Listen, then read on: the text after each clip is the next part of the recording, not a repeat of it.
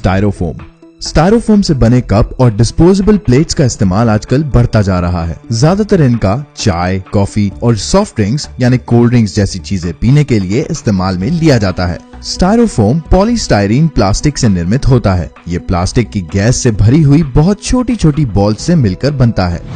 ये एक तरह का थर्मोकोल ही है, लेकिन ये साधारण थर्मोकोल से ज्यादा सख्त और मजबूत होता है। जिन गैसेस के जरिए इसे हल्का बनाया जाता है और इसकी पूरी निर्माण प्रक्रिया में जिन केमिकल्स का इस्तेमाल होता है वो हमारी हेल्थ के लिए बहुत खतरनाक साबित हो सकते हैं।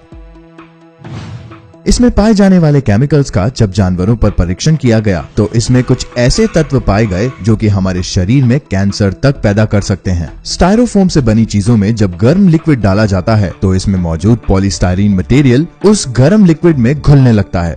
इसलिए कई देशों में स्टायरोफोम से बने कप्स पर पूरी तरह प्रतिबंध यानी कि बैन लगा दिया गया है। वर्ल्ड हेल्थ ऑर्गेनाइजेशन के अनुसार स्टायरोफोम से कैंसर के साथ साथ थायराइड प्रॉब्लम, आंखों में इन्फेक्शन, कफ, थकान, कमजोरी और त्वचा रोग होने की संभावना काफी ज्यादा होती है।